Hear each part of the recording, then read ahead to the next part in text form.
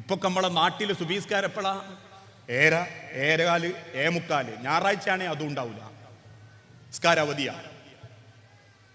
ചില ഉമ്മാരൊക്കെ ധൈര്യത്തോടെ പറയലുണ്ട്, ഉറങ്ങി എണീറ്റിട്ട് നിസ്കരിച്ചാൽ മതി എന്നൊക്കെ ഹദീസിലുണ്ടല്ലോ. ആ ഒരു ഹദീസിന്റെ ബലത്തിലാ ഏതിന്റെ മദ്രസയ്ക്ക് പോകുന്നവനോട് 7 മണിക്ക് വിളിച്ചോണ്ടിട്ട് പറയും നിസ്കരിച്ചിട്ട് പോയാൽ മതി, ഉസ്താദിന്റെ അടുത്ത് ഞാൻ മോശാവൂല.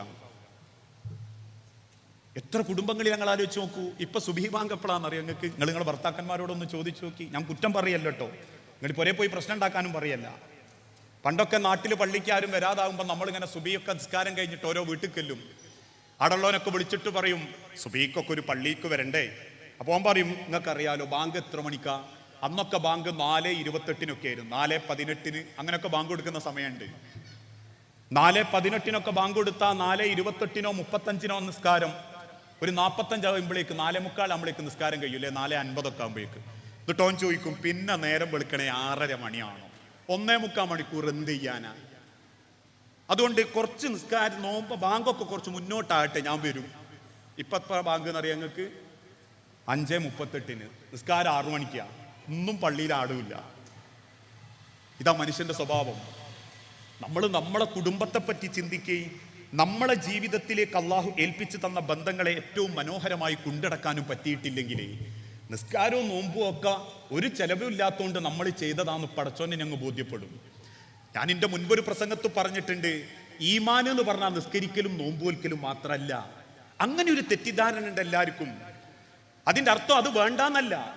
കാരണം നിസ്കരിക്കാനും നോമ്പുവൽക്കാനൊന്നും വലിയ ചെലവില്ല.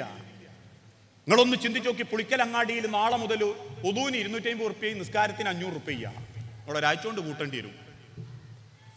ഈമാൻ എന്ന് പറഞ്ഞാൽ ഹൃദയം കൊണ്ട് പരസ്പരം സ്നേഹിച്ച് പടച്ചോനെ മനസ്സ് കണ്ട് ജീവിക്കല, അതാ ഈമാൻ.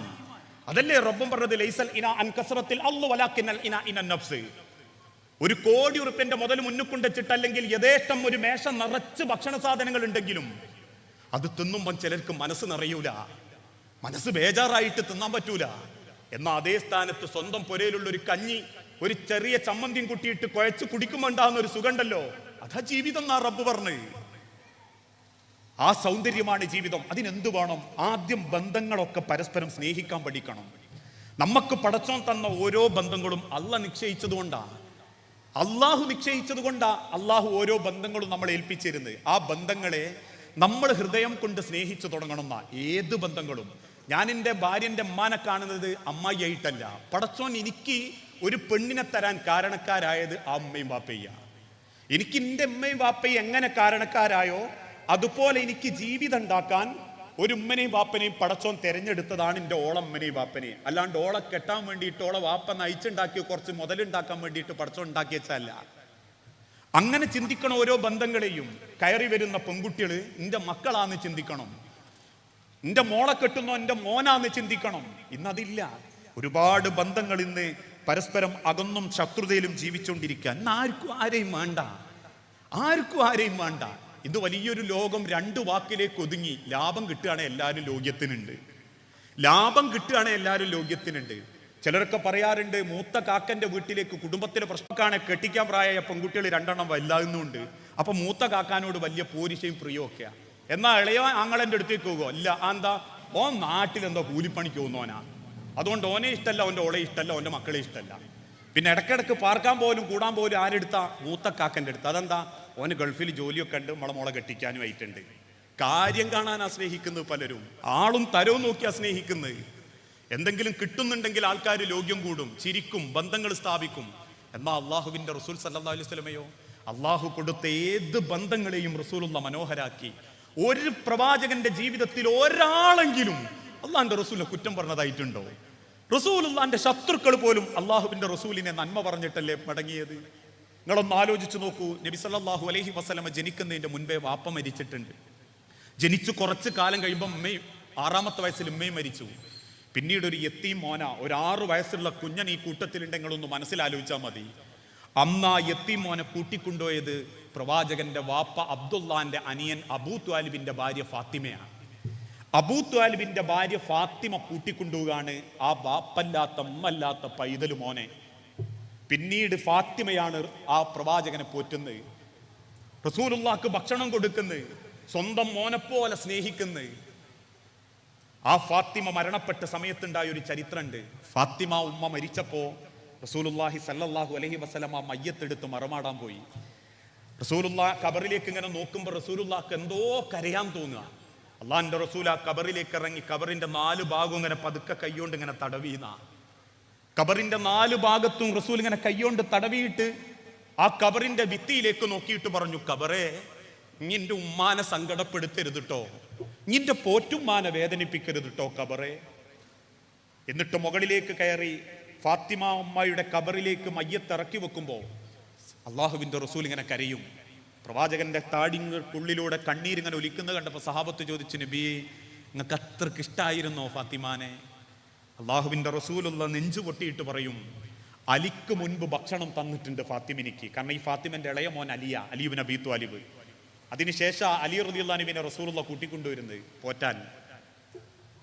സ്വന്തം നോക്കിയ ഉമ്മാന്റെ ഇളയ മോനെ ഉമ്മല്ലാണ്ടായപ്പോ റസൂല് കൂട്ടിക്കൊണ്ടുവരിക. എന്നിട്ട് ആ മോനെ തന്നെ സ്വന്തം മോള് ഫാത്തിമാനെ കെട്ടിച്ചൊടുക്കുകയും ചെയ്യും. ഇസ്ലാമിക ചരിത്രം വായിച്ചാലുണ്ടല്ലോ മനുഷ്യര്, ലോകത്ത് ഏത് സിനിമ കണ്ടാലും അങ്ങനത്തെ ഒരു സന്തോഷം കിട്ടൂല.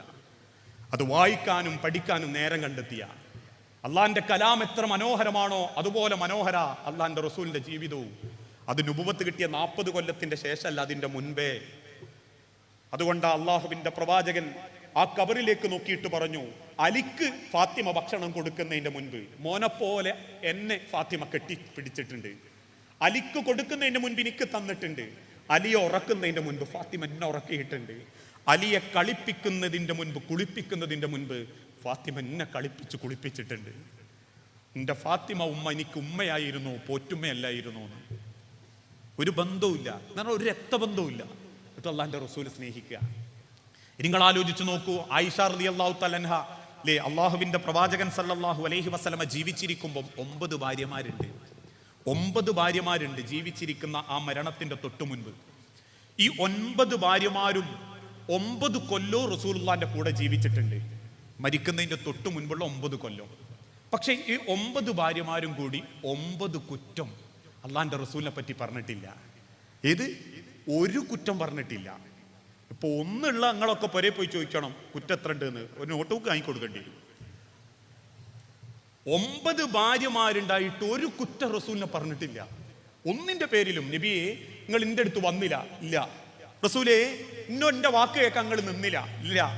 പ്രവാചകരെ എന്റെ സങ്കടവും ബേജാറും നിങ്ങൾ ചോദിച്ചില്ല, ഇല്ല. ഇതൊക്കെയല്ലേ നമ്മളെ പരാതി. മൂപ്പരൊന്നും എന്നെ കേട്ടാ മതി, എന്റെ സൂക്കേടൊന്ന് ചോദിച്ചാൽ മതി, സാരല്ലടി എന്ന് പറഞ്ഞാൽ മതി, ഞാൻ ഹാപ്പിയാന്ന് പറയും. ചോദിക്കാൻ ഓനും നേരല്ല, ഇനി അതൊന്നും അടുത്തിരുന്നിട്ട് ഓന്റെ ബേജാറ് ചോദിക്കാൻ നമുക്കും നേരല്ല. ഈ 9 ഭാര്യമാരും മരിക്കുന്നതിന്റെ തൊട്ടു മുൻപ് ഇങ്ങനെ റസൂലിനോട് സന്തോഷത്തോടെ പറയും, നബിയെ നിങ്ങളിൽ ഞങ്ങൾ തൃപ്തരാ. പക്ഷെ ചില സഹാബാക്കൾക്കൊരു സംശയം, അള്ളാന്റെ റസൂലിന് ആയിഷ ബീവിനോട് ലേശം ചായ്വ് കൂടുതലുണ്ട്. കാരണം മരിക്കുന്നതിന്റെ തൊട്ടു മുൻപുള്ള 14 ദിവസവും അള്ളാന്റെ പ്രവാചകൻ ജീവിക്കുന്നത് ആയിഷ ബീവിന്റെ വീട്ടിലാണ്. അപ്പൊ അതെന്തുകൊണ്ടാണ് റസൂലെ നിങ്ങൾക്ക് ആയിഷ ബീവിനോട് ഒരു പ്രത്യേക ഒരു സോഫ്റ്റ് അല്ലെങ്കിൽ ഒരു പ്രത്യേക ഇഷ്ടക്കൂടുതലുണ്ടോ എന്ന സംശയം കൊണ്ട് സഹാബത്തിന് ആ സംശയം ഒന്ന് തീരാൻ വേണ്ടി റസൂലിനോട് ചോദിച്ചു, റസൂലേ നിങ്ങൾക്ക് ആയിഷ ബീവിനോട് കുറച്ച് കൂടുതലുണ്ടോ? അള്ളാന്റെ റസൂൽ അത് കേട്ടപ്പോൾ തന്നെ റസൂലുള്ളാന്റെ കണ്ണങ്ങ് നിറഞ്ഞു. എന്നിട്ട് റസൂൽ അങ്ങനെ മിണ്ടാതിരിക്കുമ്പം സഹാബത്ത് ചോദിക്കും, നബിയെ ബേജാറാക്കാൻ ചോദിച്ചതല്ല, ആയിഷ ബീവിന്റെ സൗന്ദര്യം കൊണ്ടാണോ, ആയിഷ ബീവിന്റെ ഭംഗി കൊണ്ടാണോ, അല്ലെങ്കിൽ ചെറുപ്പം കൊണ്ടാണോ? നിങ്ങളെ ചെറുപ്പക്കാരി ആയതുകൊണ്ടാണോ? റസൂലുള്ള തലയാട്ടിയിട്ട് പറഞ്ഞു, രണ്ടുമല്ല. ഞാൻ ആയിഷാൻ അങ്ങനെ കണ്ടിട്ടില്ല. പിന്നെ ആയിഷാനോട് എനിക്കൊരു പ്രത്യേക ഇഷ്ടം ഉണ്ട് നിങ്ങൾക്ക് തോന്നുന്നുണ്ടെങ്കിൽ അതിനൊരു കാരണമേ ഉള്ളൂ. മക്കയിൽ ദഅവത്തുമായി അള്ളാഹുവിന്റെ കൽപ്പന കിട്ടി ഞാൻ ഇറങ്ങുമ്പോൾ അന്ന് എൻ്റെ നാട്ടുകാരെന്നെ കരിങ്കല്ല് കൊണ്ടെറിയുമ്പോൾ ആ ഏറ് കിട്ടി കടങ്കാലിൽ നിന്നും ചോര വാർന്നൊലിച്ച് ഞാൻ കരയുമ്പോൾ എന്നെ ചേർത്ത് പിടിച്ച ഒരു കൂട്ടുകാരൻ ഉണ്ടായിരുന്നു എനിക്ക്. അബൂ ത്വാലിബിന്റെ തായ്വരയിൽ അവരെന്നെ പട്ടിണി കിട്ടപ്പോ, ഭക്ഷണം കിട്ടാതെ വെള്ളം കിട്ടാതെ ദാഹിച്ച് തൊണ്ട പൊട്ടുമ്പോ ആളറിയാതെ വെള്ളം കൊണ്ടുവന്ന് എൻ്റെ തൊണ്ടയിലേക്ക് വെള്ളം ഒഴിച്ചു തന്നൊരു കൂട്ടുകാരൻ ഉണ്ടായിരുന്നു എനിക്ക്. മക്കക്കാര് വെറുതെന്നെ ആട്ടി ഓടിച്ചപ്പോഴും നട്ടപ്പാതിന് നേരത്ത് കൊല്ലാൻ കണക്കാക്കി അവരെന്റെ നേരെ വന്നപ്പോഴും എന്റെ നേരെ വരുന്ന സർവ്വ കുന്തങ്ങളെ കൊണ്ടും സ്വന്തം മാറിടം കാണിച്ചു കൊടുത്ത് എന്നെ പൊതിഞ്ഞു പിടിച്ച ഒരു കൂട്ടുകാരൻ ഉണ്ടായിരുന്നു എനിക്ക്. എന്റെ അബൂബക്കറിന്റെ മോള ആയിഷ. ആ ഒരൊറ്റ പരിഗണനയല്ലാതെ ആയിഷക്ക് ഞാൻ പ്രത്യേകിച്ചൊരു പരിഗണനയും കൊടുത്തിട്ടില്ല. അള്ളാന്റെ റസൂൽ കൊടുക്കുന്ന ഒരു ബന്ധാണ്.